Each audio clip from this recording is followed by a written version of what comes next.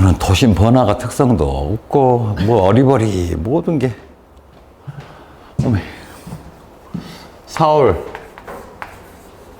서울에다가 도심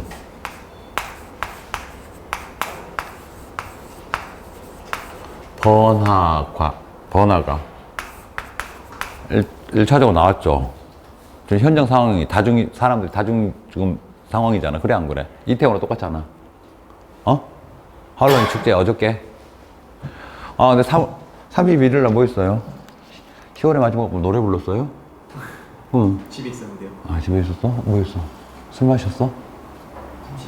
31일이요. 뭐죠? 어제 그니까. 과제 했어? 이 불쌍한 청춘들. 니너 뭐 했어? 뭐라도 했겠지? 스터디. 어떡해. 진짜 불쌍해, 여러분들. 이번만 참자. 내년, 그러지? 할로윈에 뭐네? 내년에 신나게 놀아. 이태원 가서. 진짜 그 나쁜 데가 아니야, 이 사람아. 거기 가서 여러분, 그러라고 공무원 시키려고 내 난리 치는 거 아니야. 가서 즐기라고. 놀지도 모르는 불쌍한 인간들, 진짜. 진짜, 여러분들 불쌍해. 자신들은 모르지? 아이고. 자, 서울 도심 번화가. 그죠? 일단 번화가라는 데는, 그죠? 이동기가 많다는 얘기잖아요. 근데 거기서 노가노 칼 들고 달려다니면 어떡해? 지하철하고 똑같잖아요. 그죠? 지하철, 사람 다중, 거기서 칼 들고 앉아있으면 어떡해? 그죠? 이 상황들, 이 지금 현장 상황을 잘 봐야 된다는 거야. 여기 소명이 나와야 되지. 자, 갑이. 자, 이제 칼. 그죠? 이건 거의 이상 범죄자 형태죠? 그죠?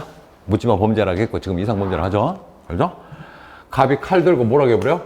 나 오늘 살인할 거야. 이제 별꼴 다 나와버렸죠? 살인 예고했습니다. 그리고 이거 처벌법 강화된 거 나왔죠? 그렇지? 법 강화됐어. 그 다음, 이 소리를 듣고 노가노가 배회하는 얘를 보고, 갑을 보고, 신고자 노가노가, 그죠? 이제 신고를 했죠? 신고하는데, 이 신고하는 모습을 갑이 보고, 노가노에게 다 쫓아가, 노가노가 도주를 하게 되죠. 도주하는 과정에서 통화가 끊어졌어요. 그래서 경찰은 신속하게 노가노의 핸드폰 위치 추적해서 현장 출동했죠? 출동했고요.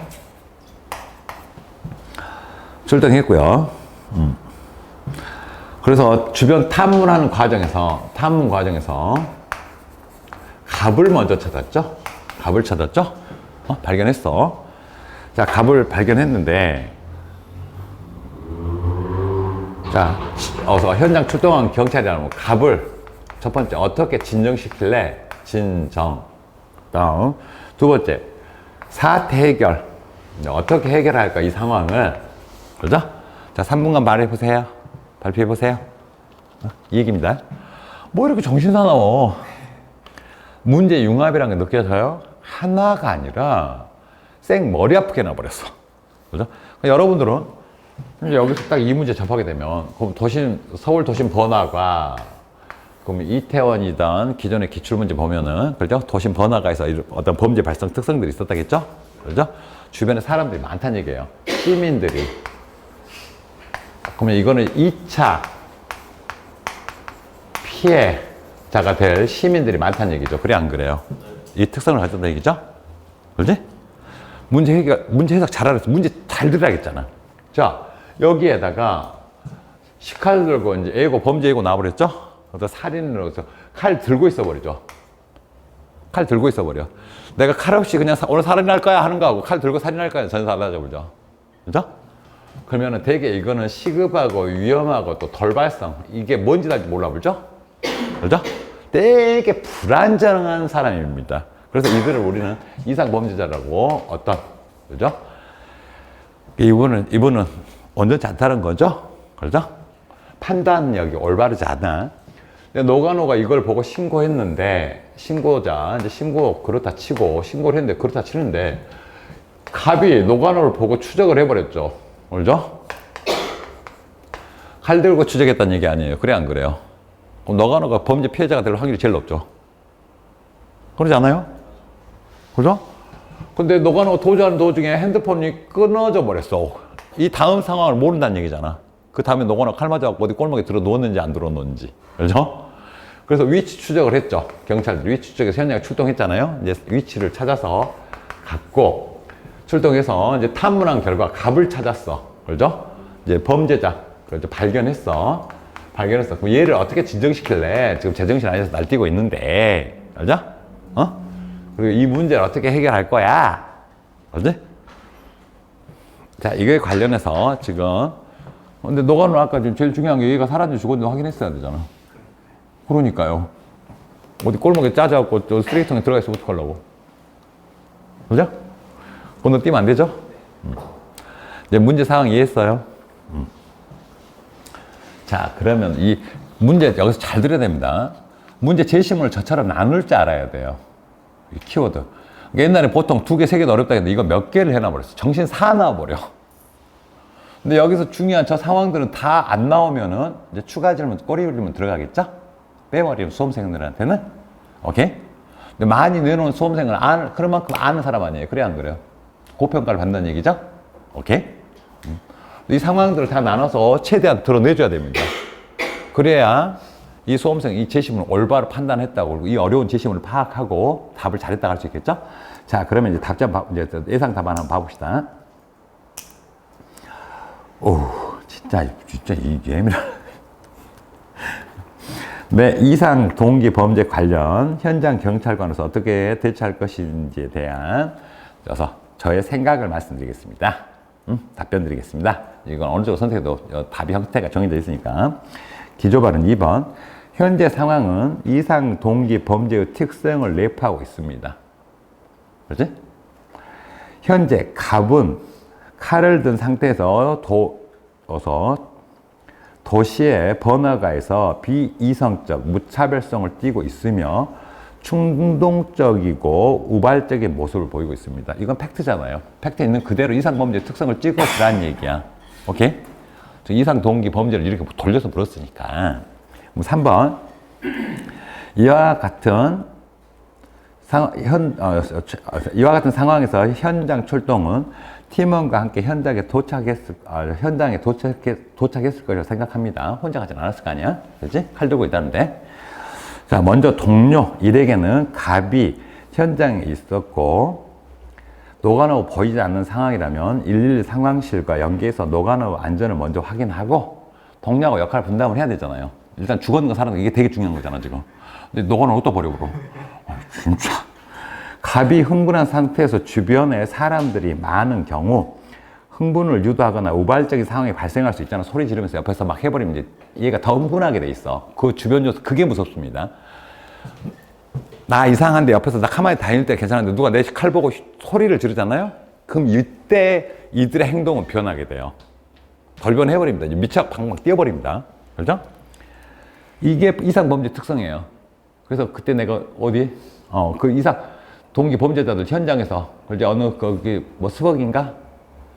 거기서 1, 2층 거대 프랜차이즈 그때 카페였지? 이상 동기 범죄 노가노가 칼 들고 신문지에다 뭘 하나 싸다 들고 가. 근데 여자 수험생이 앉아서 공부하고 있어. 그러니까 갑자기 옆에 가서 칼을 빼요. 그런데 아무 애고도 없어요. 그냥 옆구리 쑤셔버려요.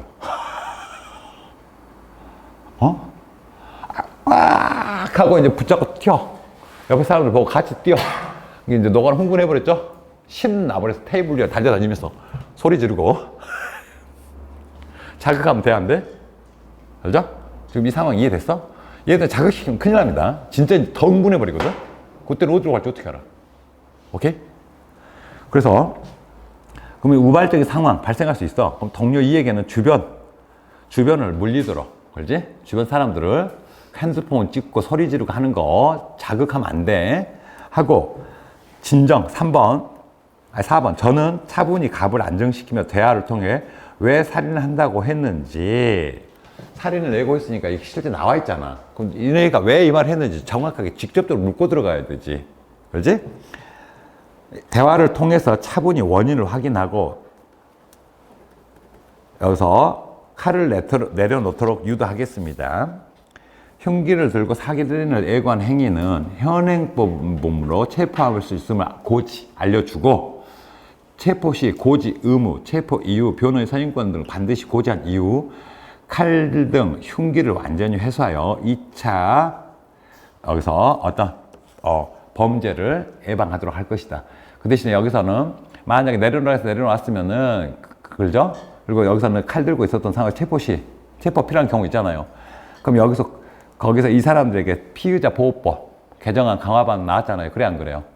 거기 관련돼서 그 고지 정확히 해줘야 돼, 안 해줘야 돼? 거기까지 넣었어야 돼, 여러분들. 지금 이 말 이해돼요? 이해돼? 발표자 네가 이해해야 돼. 네가 답을 만들 거니까. 이해돼?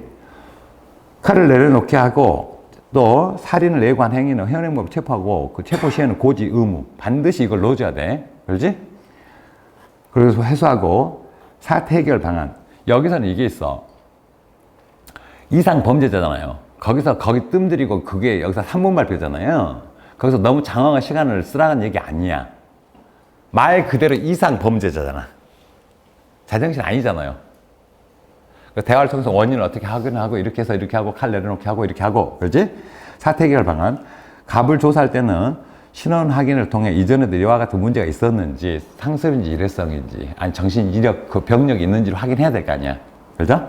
또는 정신적인 어려움으로 이런 행동을 했는지 파악하도록 하고 만약 술을 마시고 일시적인 흥분 상태에서 이와 같은 행동을 했다면 조서 작성 이후 송치하겠고 하지만 범행 동기가 정신적 어려움을 겪는 상황이라면 조서 작성 이후 가족과 연계하여 함께 대처력을 마련해야 돼. 그렇지? 임의적으로 넣으려면 돼, 안 돼? 그렇죠? 자, 위험성 평가를 통해 경찰청 정신질환자 대응 매뉴얼에 따라서 전문기관과 연계해서 필요시에는 보호관찰소, 정신건강보복지센터, 가족에게 연락 등 어떤 사태를 이런 식으로 해서 사태 해결을 하도록 할 것이다. 그렇지? 지금 느낌 왔어? 오케이? 이게 보면은 여러분 잘 들어야 돼요. 이게 지금 우리가 수없이 했던, 다뤄왔던 절차, 법과 절차 중요하다고 했어, 안 했어? 병원에 함부로 넣어본다면 어떡해? 얼마나 위험한 발언을 한지 알겠어? 그래서 이 답지들 다시 보완하세요. 그러니까 완벽하게 해서 발표 주제만큼은 반드시 이건 해야 되고 경험 면접 발표들도 전부 다 정성스럽게 내용 정리하고 보내야 됩니다. 보낼 때는 여기서 경험 과제입니다. 발표 과제입니다 하고 카톡으로 해서 보내. 왜냐면 나 너무 많아 아까 했잖아요. 어떤 친구는 오늘 3일 만에 클릭했더라고. 클릭해놓고 자료 이전 안 해놓으면 내가 나중에 헷갈려 보니까. 응? 이상 동기 범죄 관련해서 물었죠? 네. 이상 동기 범죄 반드시 나온다고 했어요? 안 나온다고 했어요? 2차 때 나올까 안 나올까요? 그러니까 내가 이거 지금 시작 때 풀어준 거 아니잖아. 그리고 이상 동기 중요하다고 했어 안 했어? 그렇지?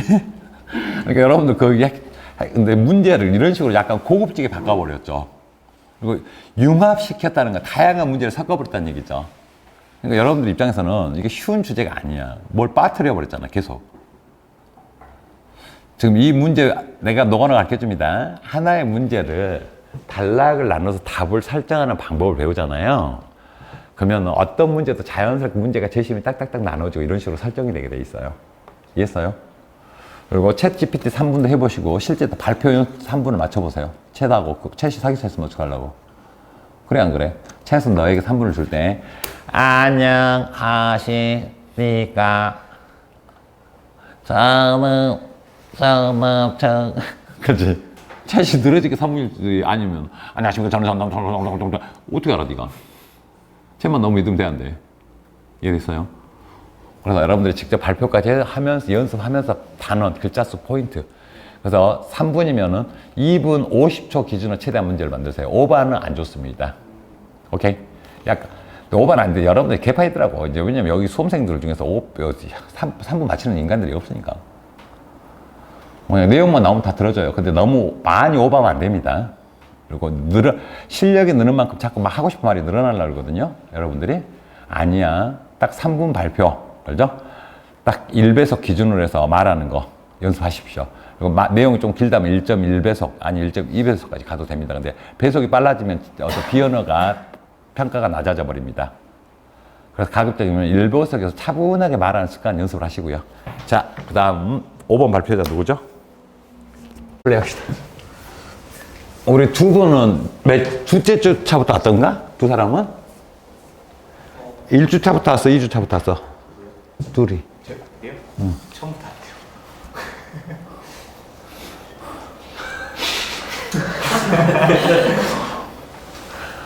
3주차 때부터 왔지? 3주보다 밀리면은 진짜 하나 진짜 그래서 근데 이론 언제 다 들었다겠지? 이론이요? 저번 주에? 네, 저번 주에 나는 그렇다 치자. 그렇다 쳐. 이게 성격 차이야. 사람이 좋게 해가 있고 꼼꼼한 게 있어. 꼼꼼해야 돼. 알지? 너무 좋게만 가려고 그러죠? 두 사람은? 그건 나쁜 게 아니야. 그게 성격이 나하고 맞아. 근데 꼼꼼할 필요가 있어요, 여러분들은. 좀 더.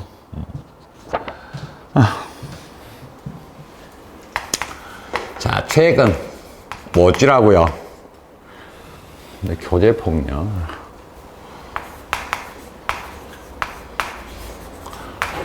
나는 궁금해. 2차 때는 교제폭력 어떻게 물으려고 그럴까? 알지? 이렇게까지 정신을 쓸 거는데. 교제폭력으로 인해서 국민들의 불안감이 증가하고 있어. 그리고 국민들이 뭐라 그래? 관련법이 미비해. 응? 이래서 계속 범죄가 증가한다는 거야. 알지? 클레어법을 들여야 되는데, 안 들린다는 얘기지? 알지? 클레어법? 그렇지. 한 방으로 끝내볼 수 있는데.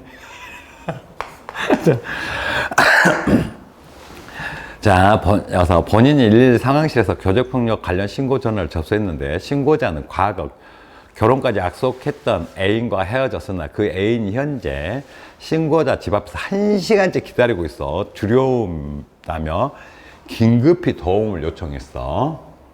그죠? 이거는 뭐 이제 데이트에다 스토킹까지 들어가 버렸죠? 알지? 이게 이제 스토킹이라고 그러죠?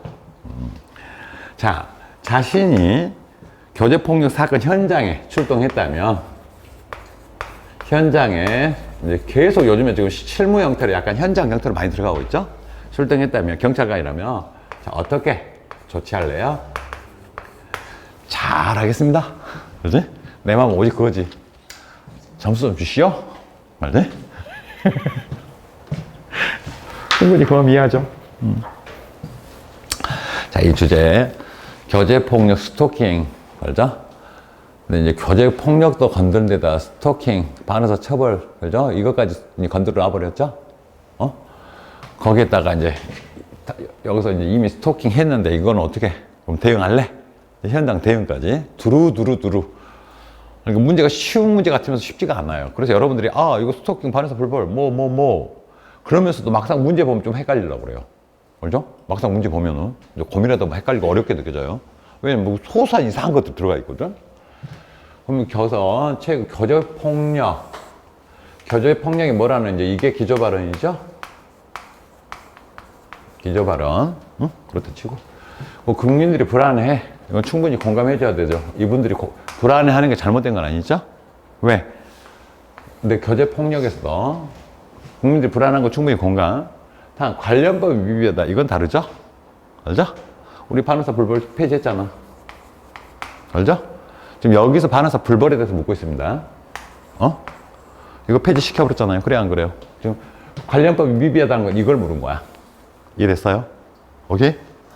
문제 딱 범위 있고 딱딱딱 문제 연결해야지. 그래서 이게 얼마나 어려운 주제인지 알겠죠? 쉬운 것 같은데 어려워. 이것들이 연결 안 돼버리면 답이 안 나와버리게 되잖아.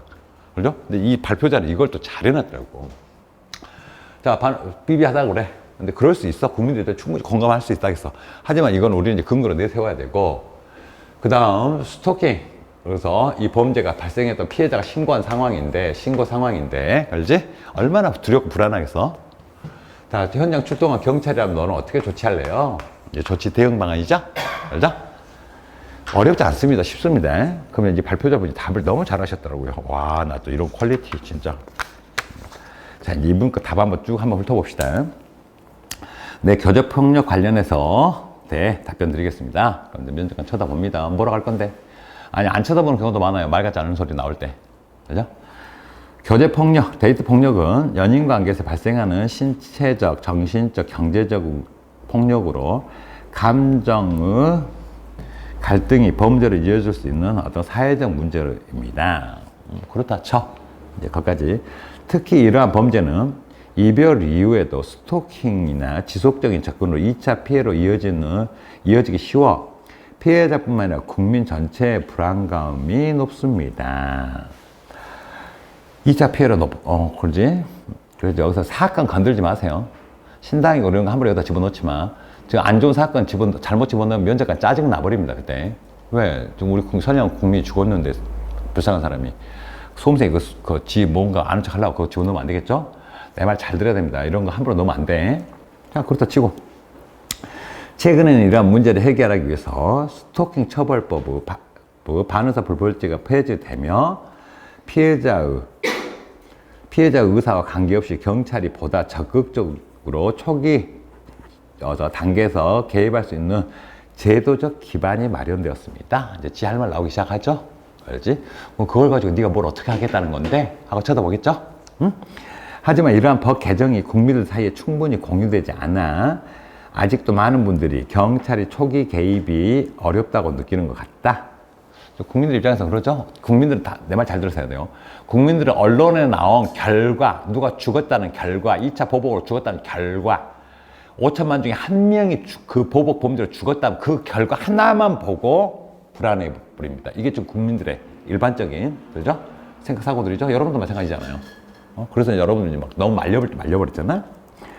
자, 조심스럽게 말씀드리면, 저는 이러한 부분을 해석 위해 쇼츠, 카드 뉴스, 지자체 홍보 등을 통해 경찰이 초기부터 적극적으로 대응할 수 있는 체제가 마련되어 있다는 점을 널리 알리며 국민들이 조금 더 안심할 수 있을 거라 생각합니다. 여기서 방향성이 뭔가 아쉬움이 나왔어. 뭐가 아쉬움이 나왔지?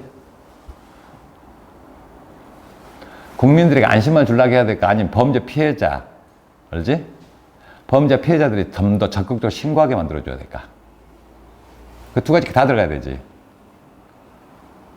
데이트 폭력인지 모르는 사람들이 많아요. 내가 은밀성의 특성이라 했지. 처음에 그놈이 너 뺨 싸대기 뜰 때 네가 가만히 참았잖아요. 주먹으로 축통 때려버렸지? 그래서 가만히 있으니까 발로 차불지. 그 다음에 몽둥이 때려버리지? 이게 범죄들의 은밀성, 스토킹이든 가정폭력이든 아동학대든 이 모든 것들이요. 처음에 설마 이거 갖고 신고해야 되나? 깨우뚱깨우뚱 하게 만드는데 자꾸 익숙해져요. 맞는데. 네가 계속 맞아주니까 얘가 계속 때리는 거 아니야. 그래, 안 그래요? 이해됐어? 그래서 이 부분에서 국민들의 이것까지 여기서 귀하게 가게 되면 몇 가지 같이 넣어버리면 더 나았어. 오케이? 그리고 이제 제가 교제폭력 신고 현장에 출동한 상황이라면 선입견을 가지지 않고 사실에 근거해 신중하게 판단을 하면서도 신고자의 안전을 최우선으로 확보하겠습니다. 신고자 안전 딱 치고 들어왔더라고. 그래서 어쭈 해서 현장을 크게 두 가지로 나눠서 조치하겠습니다. 첫째, 즉각적인 위협이 없는 경미한 상황인 경우입니다. 지금 이 상황을 어떻게 보면 쳐다만 보고 있는 상황이죠? 그렇죠? 약혼까지 했던 사이인 만큼 단순한 감정 대립이나 오해일 수도 있습니다. 이건 팩트잖아요. 사실이잖아요. 너무 막 사소한 밖에서 기다리는 걸 갖고 피해자인 여성분들은 불안해할 수도 있지만 또 남자 입장에서 또 다를 수도 있어. 그 상황을 여기서 초반에 차분히 여기서 파악을 하는 게 제일 중요합니다. 이때는 회복적 경찰 활동을 통해서 대화와 중재 중심으로 문제를 해나가겠습니다. 이거 지금 나쁜 의도 아닙니다. 이건 맞는 의도입니다. 근데 보통 수험생들 이걸 모르니까 다 엮어보려고 뭐네. 이해돼요? 엮어보려고 하지?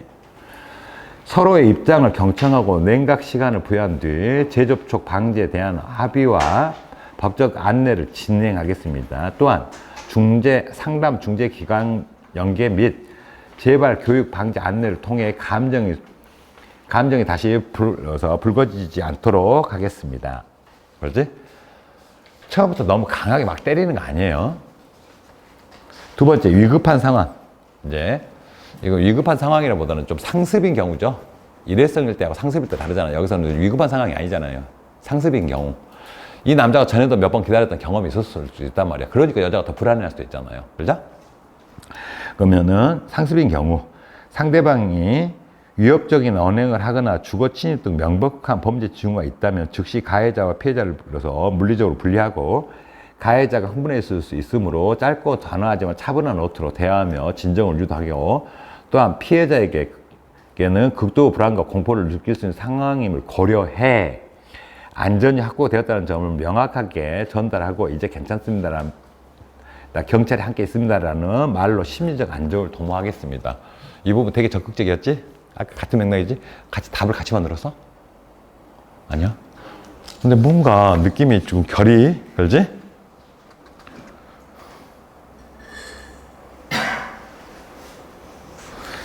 자, 스토킹 처벌법은 피해자의 법규를 함부로 운운해서 법적 절차 중심으로 스토킹 처벌법은 피해자의 의사와 관계없이 경찰이 신속히 개입할 수 있도록 개정된 법률입니다. 따라서 현장에서는 객관적 증거와 상황 판단을 바탕으로 법적 요건을 충족했는지 신중하게 검토하겠습니다. 법적 요건, 이거 되게 중요한 거 나왔죠? 법과 절차 중요하다겠죠. 임의적으로 막 엮어보려면 안 됩니다. 이런 게 들어가야 거기서 피해 나갈 수 있어.